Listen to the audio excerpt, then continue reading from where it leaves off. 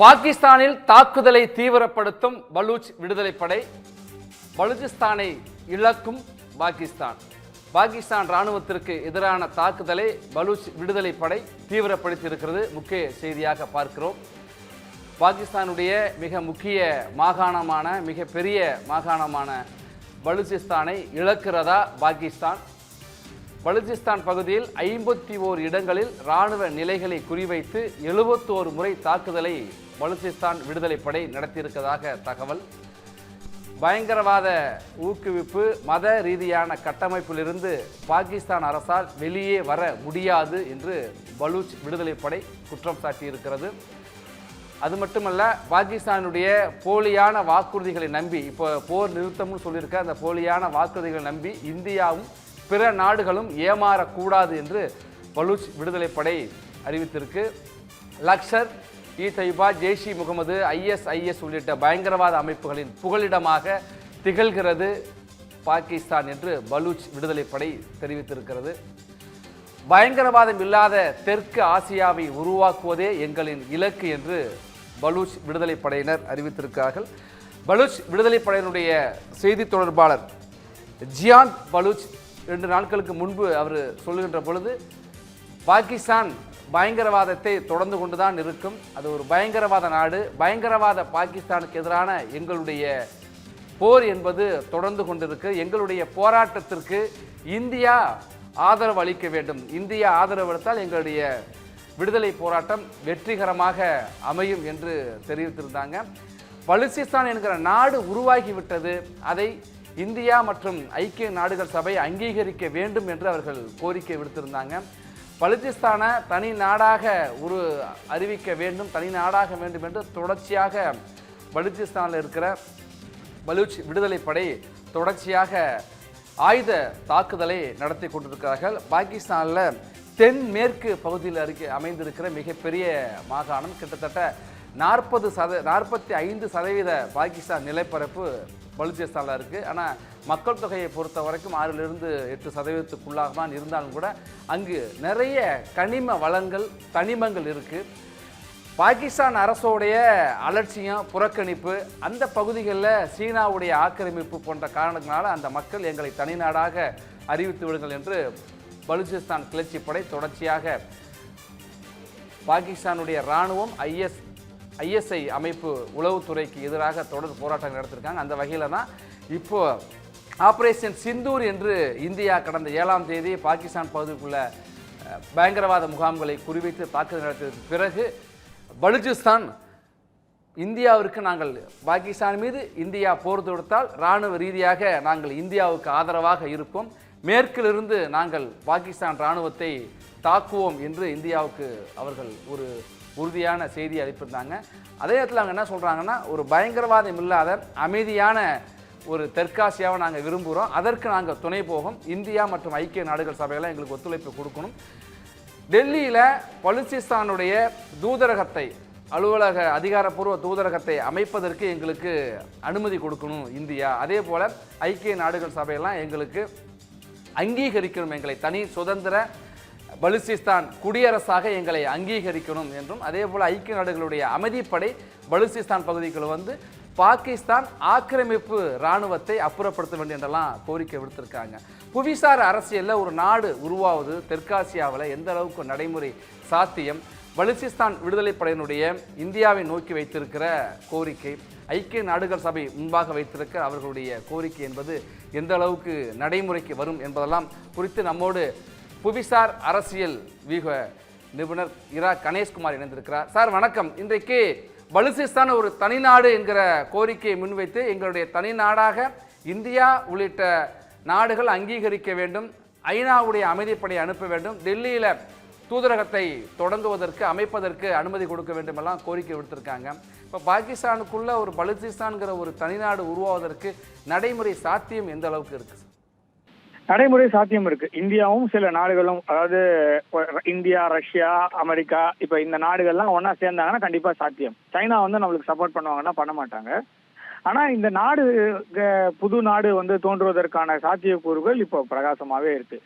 ஏன்னா 1947-48ல நம்மளுக்கு காஷ்மீரோடைய அக்சஷன் போது எப்படி ஆசாத் காஷ்மீர் அப்படின்றது ஒரு தனி அதாவது பகுதியை வந்து அவங்க வந்து நம்மளுடைய பகுதியை வந்து அவங்க ஆக்கிரமிச்சு இன்னைக்கு வந்து அவங்களோட மேப்ல ஆசாத் காஷ்மீர் வந்து பாகிஸ்தானோட சேர்ந்துதான் இருக்கு. அவங்க ஒன்றும் தனி மாநிலமாலாம் அதாவது டிஸ்பியூட்டட் ஏரியான்றதெல்லாம் வெளியில வேணா சொல்லாமே பாகிஸ்தானோடைய வரைபடத்துல வந்து பாத்தீங்கன்னா கில்ஜித்தும் அவங்களோட ஒருங்கிணைந்த பகுதியாக தான் காமிக்கிறாங்க. அதே மாதிரி ஆசாத் காஷ்மீரி அவங்களோட ஒருங்கிணைந்த பகுதியாக தான் காட்டுறாங்க. அவங்க ஒன்றும் அது வந்து தனி நாடோ இல்லைன்னா தனி disputed area under the governance of Pakistan அது மாதிரிலாம் காட்டலை. இதுவே முதல்ல வந்து நம்ம பார்க்க வேண்டியது. ரெண்டாவது வந்து பலூச்சிஸ்தான் வந்து இந்தியாவோட இணைவதற்கு முதல்ல விருப்பப்பட்டது. நான் சொல்றது சுதந்திரத்துக்கு போது. அப்ப அந்த சமயத்துல நம்ம வந்து அது பெருசா எடுக்க அந்த சமயத்துல வந்து அதுக்கு முன்னாடி நடந்தப்பட்ட ஒரு தேர்தலை வந்து மையமா எடுத்துட்டு விட்டாங்க. ஆனா பாகிஸ்தானுடைய உள்நாட்டோட கட்டமைப்பு அப்படின்னு பாத்தீங்கன்னா 44% வந்து நிலப்பரப்பு வந்து பலூச்சிஸ்தான் பகுதியை சார்ந்தது. ஆனா அந்த 44% நிலப்பரப்பை சார்ந்த அந்த பலூச்சிஸ்தான் மக்களுக்கு எவ்வளவு ரெப்ரசன்டேஷன் இருக்கு அப்படின்னு பாத்தீங்கன்னா 20 பேர் இருக்காங்க பார்லிமெண்ட்ல. அதுல 16 பேர் நார்மல் 4 பேர் பெண்மணிகள் அப்படின்னு சொல்லிட்டு மொத்தம் 20 பேர் தான் ரெப்ரசன்டேஷனே இருக்கு. இப்போ மாற்றாந்தாய் போக்குல வந்து கிட்டத்தட்ட வந்து அந்த நாட்டோடைய 44% நிலப்பரப்பை வச்சுக்கிட்டு அந்த பகுதி மக்களை வந்து வஞ்சிக்குதான்னா ஆக்கிரமிச்சு உட்கார்ந்துருக்காங்க அப்படின்ற மாதிரி தான் நம்ம பார்க்கணும். ஸோ அதே மாதிரி அந்த மக்கள் வந்து ரொம்ப நாளாக வந்து எதிர்த்து போராடிட்டு இருக்காங்க. பங்களாதேஷ் போர் போதும் நம்ம பார்த்தோம். இப்போ ரீசெண்ட் டைம்ஸ்லேயும் நம்ம நிறைய பார்க்குறோம். ஸோ பலூச்சிஸ்தானுடைய நாட்டில் அதாவது இந்த போராட்ட குழுக்கள் எல்லாம் நிறைய இருக்கு. அவங்க வந்து மற்ற உலக நாடுகள்லையும் கேட்குறாங்க. நிறைய பேர் காணாம போறாங்க. பாகிஸ்தானுடைய அந்த ஆட்சியாளர்கள் கையில வந்து சிக்கி அவங்க வந்து காணாம போறாங்கன்னா அவங்க இனிமேல் திருப்பி கிடைக்க மாட்டாங்க. அதாவது அரச பயங்கரவாதம் அப்படின்ற மாதிரி தான் பாகிஸ்தான் தரப்புல இருந்து வைக்கிறாங்க. ஸோ அதனால அந்த மக்களுக்கு வந்து ஒரு நீதி கிடைக்கணும் அப்படின்னா அவங்க தனியா போறது வந்து சாத்தியக்கூறுகள் ஜாஸ்தி. அதற்கு வந்து இந்தியா வந்து எந்த மாதிரி ஆக்ஷன் எடுப்பாங்கன்னு கவர்மெண்ட் வந்து தே வில் டிசைட் ஆக்சுவலா. ஆனா சாத்தியக்கூறுகள் இருக்கான்னா கண்டிப்பா சாத்தியக்கூறுகள் இருக்கு. சாத்தியக்கூறுகள் இருக்கு அப்படின்னு சொல்றீங்க. ஆபரேஷன் சிந்தூருக்கு பிறகு இந்தியா பாகிஸ்தான் மீது போர் தொடுத்தால் கூட இந்திய இராணுவத்திற்கு நாங்கள் உதவி செய்வோம். ஏனென்றால் இங்கே இருக்கிற பாகிஸ்தான் இராணுவம் என்பது ஆக்கிரமிப்பு இராணுவமாக இருக்கு, பயங்கரவாத அரசாக பாகிஸ்தான் இருக்கு என்பதை பலூச்சிஸ்தான் சொல்றப்ப இப்போ இந்தியா பலூச்சிஸ்தானை எப்படி 1971 கிழக்கு பாகிஸ்தானை பிரித்து வங்கதேசம் என்று உருவாக்கணுமா அதுபோல பலூச்சிஸ்தானை உருவாக்குவதற்கு இந்தியா முன்னெடுக்குமா? அந்த முன்னெடுப்புக்கு சர்வதேச நாடுகளுடைய ஆதரவு எந்த அளவுக்கு இருக்கும்? இப்போதைக்கு பாகிஸ்தானுக்கு எதிராக எந்த ஒரு மூவ் எடுத்தாலும் கண்டிப்பா சர்வதேச ஆதரவு இந்தியாவுக்கு உண்டு.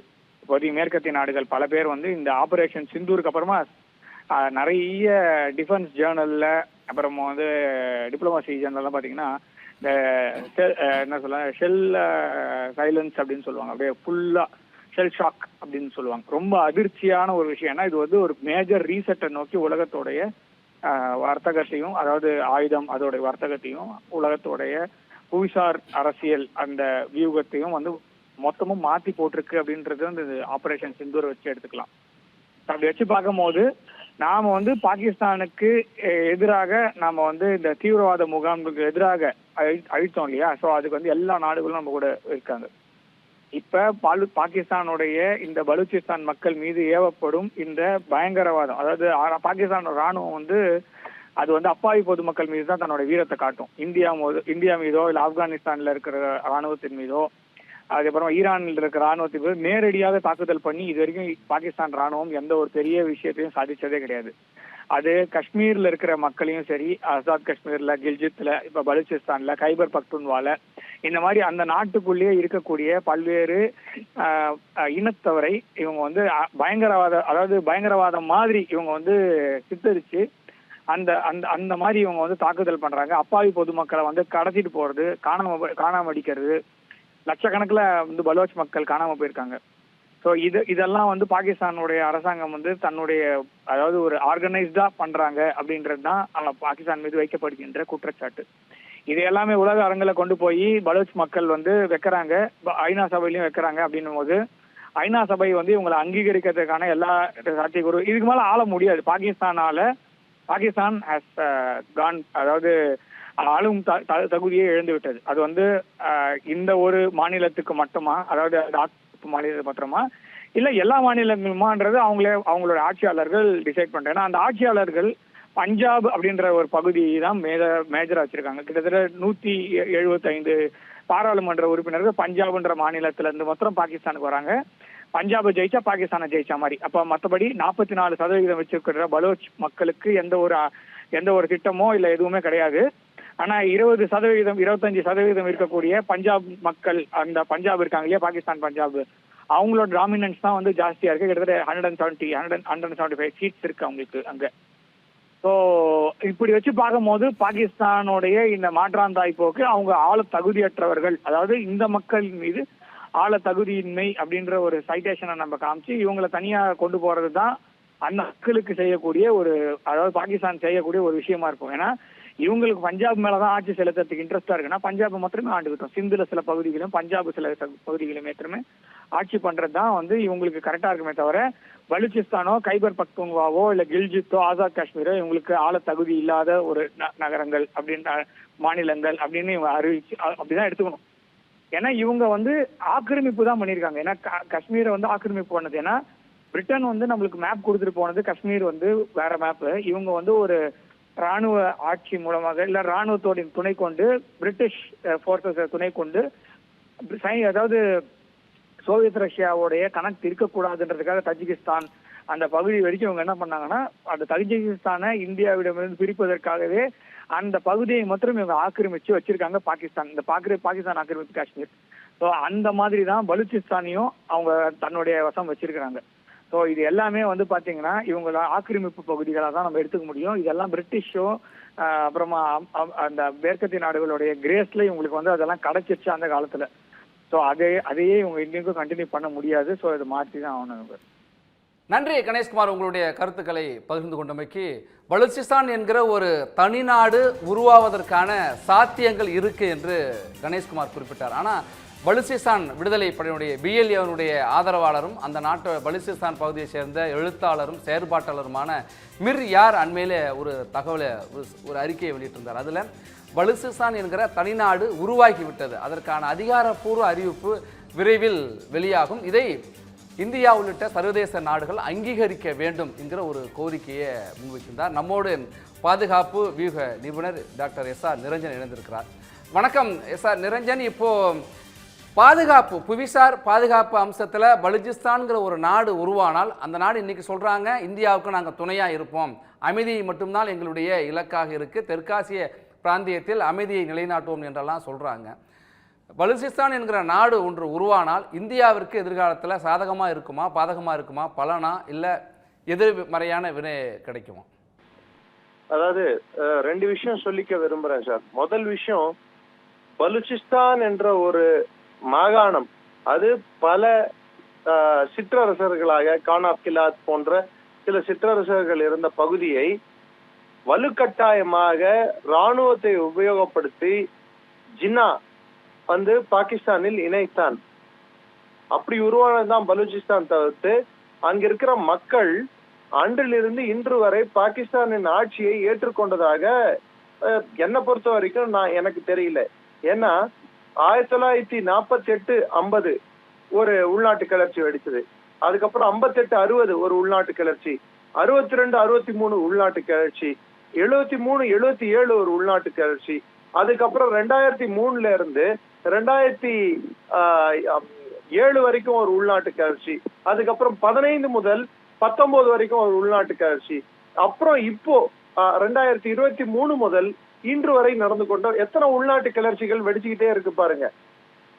சோ இத்தனை உள்நாட்டு கிளர்ச்சிகள், அங்க பல்வேறு பலூச் அமைப்புகள் வேற இருக்கு.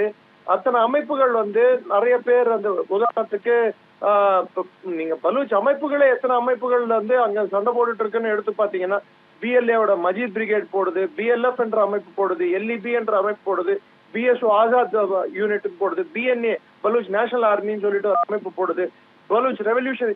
ஆனால் இந்த முறை இந்த அமைப்புகள் என்றால் எல்லாம் ஒரு தலைமையின் கீழ் ஒன்று சேர்ந்துள்ளன பாகிஸ்தானுக்கு எதிராக. கிட்டத்தட்ட பாகிஸ்தான் அவர்கள் கட்டுப்பாட்டில் இருந்த மிகப்பெரிய நிலப்பரப்பை, பலூச்சிஸ்தான் இருக்கும் நிலப்பரப்பை குறிப்பிட்டு சொல்லணும்னா மெக்ரான் கோஸ்ட் அப்படின்வாங்க. இன்னைக்கு இருக்கிற சைனா கட்டிட்டு இருக்க குவதார் போர்ட் உட்பட பல பகுதிகளை அவர்கள் கட்டுப்பாட்டில் இருந்து இழந்துள்ளது. பாகிஸ்தான் ராணுவம் அங்கே இருக்கும் கொட்டா கோர் கமாண்டர் பலூச்சிஸ்தானை கட்டுப்படுத்தும் விதத்தில் அவர்களின் ராணுவ செயல்பாடு இல்லை. நேற்று வரைக்கும் வந்த தகவல் படி 71 தாக்குதல்கள் நடந்துள்ளன பலூச்சிஸ்தான்ல குறுகிய காலத்துல. அதாவது ஒரு வாரத்துக்குள்ள 71 தாக்குதல்கள் நடந்துள்ளன. பாகிஸ்தான் ராணுவ வீரர்கள் உயிரிழந்த வண்ணம் உள்ளனர். பாகிஸ்தான் ராணுவம் கட்டுப்பாட்டை மெதுவாக பலூச்சிஸ்தான் மீது இழந்து கொண்டிருக்கிறது. இது என்னோட முதல் பாயிண்ட். ரெண்டாவது பாயிண்ட், நீங்க கேட்டதுக்கு பலூச்சிஸ்தான் பாகிஸ்தான் பேச்சைக்கு இணங்க யுனைடெட் ஸ்டேட்ஸும் சரி யூகேவும் சரி பலூச்சிஸ்தான்ல நடக்கக்கூடிய பிரச்சனையை ஒரு தீவிரவாத பிரச்சனையை தான் பாக்குறாங்க. இந்த நிமிடம் வரை அங்கிருக்கும் விடுதலை போராட்ட அமைப்புகளுக்கு தீவிரவாதிகள் என்று அவர்கள் பிளாக்லிஸ்ட் பண்ணியிருக்காங்க. ஆனால் இதுல இன்னொரு நாடும் இதுல சம்பந்தப்பட்டிருக்கு.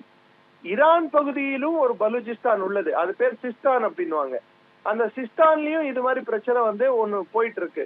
சோ இந்தியா ஈரானோடு நல்லுறவை காப்பாற்ற வேண்டும் என்றால் இந்த பலூச்சிஸ்தானை அங்கீகரிக்க வேண்டுமா, இல்லை இந்த பலூச்சிஸ்தான் பிரச்சனையானது இந்தியா பலூச்சிஸ்தானுக்கு நிரந்தர தீர்வாக அதை அங்கீகரித்து அந்த அரசாங்கத்துக்கு நாம் தூதரக அந்தஸ்து கொடுக்க வேண்டுமா, அல்லது இப்ப எப்படி ஒரு உள்நாட்டு கலவரம் நடந்துட்டு இருக்கோ, ஒரு உள்நாட்டு கலவரம் நடந்துட்டு இப்ப குர்திஸ்தான் என்ற பகுதி ஈராக்ல எப்படி தன்னிலை பெற்ற ஒரு பகுதியாக இயங்கி கொண்டு இருக்கிறதோ அது மாதிரி பலூச்சிஸ்தான் என்ற ஒரு பகுதி இது பாகிஸ்தானுக்குள்ளேயே இருந்தாலும் அது தன்னிலை பெற்ற பகுதியாக இயங்கட்டும் அப்படின்னு சொல்லிட்டு நம்ம அந்த மாதிரி ஒரு அமைப்பை ஏற்படுத்த வேண்டுமா?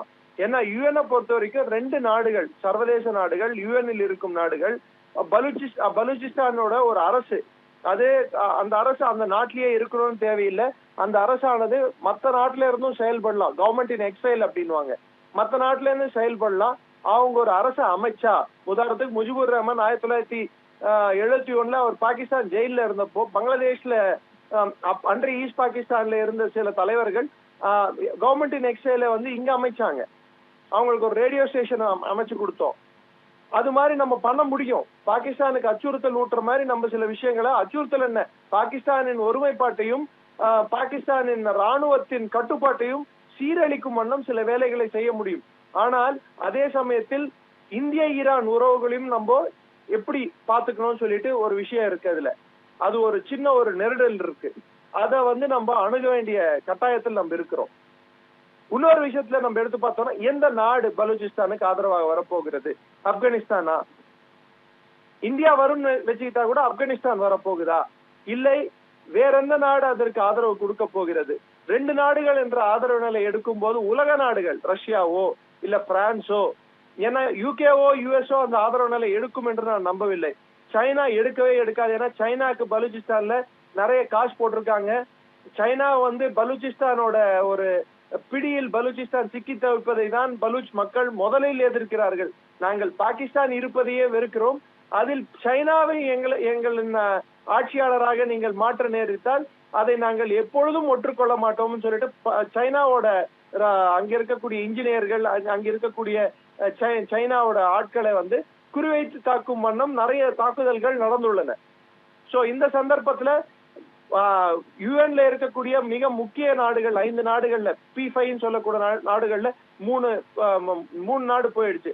சோ பிரான்ஸோட நிலைப்பாடு என்ன, இதை தவிர்த்து ரஷ்யாவோட நிலைப்பாடு என்ன, அது இல்லாம இஸ்ரேல் மாதிரி நாடு என்ன நிலைப்பாடு எடுக்கும், ஜப்பான் என்ன நிலைப்பாடு இருக்கும், இந்தியா குறிப்பிட்டு இந்தியா என்ன நிலைப்பாடு இருக்கும், ஈரானுக்கு பிரச்சனை வராத வண்ணம் நம் நிலைப்பாடு இருக்க வேண்டும்.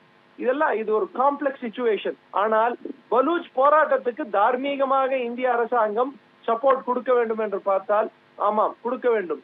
ஏன்னா அங்க நடக்கிறது வெறும் உரிமை போர் மட்டுமல்ல, அங்க நடக்கிறது வெறும் துப்பாக்கி ஏந்திய போர் மட்டுமல்ல, அங்க நடக்கக்கூடியது ஒரு அமைதி போராட்டமும் நடந்துட்டு இருக்கு. மெஹரான் பலூச் எனும் ஒரு பெண்மணி தலைமையில், ஒரு டாக்டர் தலைமையில் ஒரு அமைதியாக நடக்கும் ஒரு அறப்போரும் நடந்து கொண்டிருக்கிறது. பாகிஸ்தான் ராணுவம் அங்கிருக்கும் ஆண்களை, அங்க பலூச்சிஸ்தானுக்கு இருக்க பெரிய பிரச்சனையே 43.5% பாகிஸ்தானின் நிலப்பரப்பு பலூச்சிஸ்தானாகி இருந்தாலும் அந்த பலூச்சிஸ்தானில் வசிக்கக்கூடிய மக்கள் தொகை வெஸ்ட் பஞ்சாபோட கம்மியா இருக்கு. அதனால் அங்கே இருக்கும் வளங்களை சுரண்டும் வண்ணத்தில் தான் வெஸ்ட் பஞ்சாப் என்றுமே செயல்பட்டு கொண்டிருக்கிறது. அது அந்த பகுதியின் வளங்கள் மட்டுமல்ல, சிந்தின் வளங்கள், கைபர் பக்துன்வாவின் வளங்கள், அவங்கள பொறுத்த வரைக்கும் வெஸ்ட் பஞ்சாபின் வாழ்வே மற்ற 3 மாகாணங்களை எப்படி சுரண்டுவதில் தான் இருக்கிறது. அதற்கான நிரந்தர தீர்வு வெறும் பலூச்சிஸ்தானை தனி நாடாக அறிவிப்பதில்லை. ஒரு காலகட்டத்தில் கைபர் பக்துன்வா தனி நாடாக வேண்டும், பலூச்சிஸ்தான் தனி நாடாக வேண்டும், சிந்து தனி நாடாக வேண்டும், பாகிஸ்தான் நான்காக உடைய வேண்டும். அதுவரை நாம் பலூச்சிஸ்தானுக்கு கொடுக்கும் ஆதரவு, பலூச்சிஸ்தானில் நடக்கும் போராட்டங்களுக்கு ஆதரவு, மக்கள் போராட்டங்களுக்கு ஆதரவு, அது ராணுவ போராட்டமாக இருந்தால் தார்மீக ஆதரவு, பணம், அதாவது நம்ம கிட்ட இருக்கிற அந்த பணபலத்தை அவங்களுக்கு தேவையான அளவு நம்ம நேர்முகமாகவோ மறைமுகமாகவோ கொடுத்து அந்த போராட்டத்தை நாம் அதை உயிரோட்டத்தோடு வைத்துக் கொள்ளலாம். நன்றி. இதுவும் ஒரு ஃபாரின் பாலிசி அப்ஜெக்டிவா தான் இருக்கும் என்ன பொறுத்த வரைக்கும். நன்றி திரு நிரஞ்சன். பலுச்சிஸ்தான் என்கிற ஒரு மாகாணம் தனி நாடாக உருவாக போகிறதா? அந்த மாகாணத்தை ஒரு கனிம வளங்கள் நிறைந்த ஒரு மாகாணத்தை பாகிஸ்தான் இழக்கப் போகிறதா? தனி நாடாக சுதந்திர குடியரசாக அது உருவாக போகிறதா என்பது இன்றைக்கு எழுந்திருக்கிற கேள்வி. பலுச்சிஸ்தான் பகுதியை பொறுத்த வரைக்கும் இந்தியாவோடு ரொம்ப நெருக்கமான தொடர்புடைய பகுதியாகவும் இருக்கு. பாகிஸ்தான் ஒரு இஸ்லாமிய நாடாக அறியப்பட்டாலும் கூட பலுச்சிஸ்தானுடைய விடுதலைப்படை சொல்றாங்க மத அடிப்படையில் அந்த நாடு செயல்படுது, அதை ரொம்ப அதிகப்படுத்துது, மத அடிப்படைவாதத்தை தீவிரப்படுத்துது, பயங்கரவாதத்தை ஊக்குவிக்குது, அமைதி இல்லாத ஒரு நாடாக இது இருக்கு அப்படின்னு பலுச்சிஸ்தான் பாகிஸ்தான் மேலே குற்றம் சொல்லுது. பாகிஸ்தான் ராணுவம் பலுச்சிஸ்தானை ஆக்கிரமித்து வைத்திருக்கிறது அப்படி குற்றச்சாட்டை பலுச்சிஸ்தான் விடுதலைப்படை சொல்லுது. அது மட்டுமல்ல, அந்த பலுச்சிஸ்தான் பகுதியில் சிறுபான்மையினராக இந்துக்களும் இருக்கிறாங்க. பலுச்சிஸ்தான் விடுதலைப்படையுடைய இந்த கூற்றின்படி இந்தியாவை போன்ற ஒரு மதச்சார்பற்ற அரசு அங்கே அமைகிறதுக்கு பலுச்சிஸ்தான் விடுதலைப்படை முயற்சி பண்ணுது. அந்த முன்னெடுப்பின் மூலமாகத்தான் இந்தியாவிட்ட எங்களுடைய தூதரகத்தை அமைக்கிறதுக்கு அனுமதி கொடுக்குன்னு சொல்கிறாங்க, சர்வதேச நாடுகள் ஒப்புதல் கொடுக்குன்னு சொல்கிறாங்க. ஐநா அமைப்பில் அங்கமாக இருக்கிற 2 நாடுகள் ஆதரவு கொடுத்தால் தனிநாடு உருவாகும் சொல்கிறாங்க. இன்னொன்று நிறைவாக சொல்லணும்னா, சிறுபான்மையாக அங்கே இந்துக்கள் இருக்காங்க. 54 சக்தி பீடங்களில், சக்தி ஸ்தலங்களில் ஒரு தலமாக இருக்கிற ஹிங்குலாஜ் என்கிற அம்மன் ஸ்தலம் அங்கே இருக்காது. ஹிங்குலாய் அப்படின்னாக்கா சிந்து மொழியில் குங்குமம், நெற்றில் இடுகிற குங்குமம், ஆப்ரேஷன் சிந்தூர் என்று பெண்கள் நெற்றில் இடுகிற குங்குமத்தை தான் இந்த ஆப்ரேஷன் சிந்தூர் என்று பயங்கரவாதத்துக்கு எதிரான ஒரு ஆப்ரேஷனில் இந்தியா ராணுவ நடவடிக்கை வச்சுது. ஹிங்குலாஜ் அம்மனும் அங்கே பலுச்சிஸ்தான் பகுதியில் தான் இருக்கிறப்ப இந்தியாவோடு கலாச்சார ஆன்மீக தொடர்புடைய பகுதியாகவும் இருக்குது. ஒரு மதச்சார்பற்ற நாடாக அது உருவாகுமா என்கிற ஒரு கேள்வி எழுந்திருக்கு. அதற்கான விடையை அடுத்தடுத்த நாட்களில் பார்க்கலாம். மற்ற செய்திகளை திவ்யா தொடர்ந்து வழங்குவார். திவ்யா, இனி உங்களிடம். நன்றி Joe Maheswaran. Every picture here has its own kutti story. This is Anandan family. His dream home in the city is not just a dream anymore. Anwar's investment in a plot changed the plot of his whole life. John definitely couldn't live inside the box, so he thought a little outside the box. 15,000 happy stories in 12 years across many cities. You could also come home and be a part of this story. G Square, come home.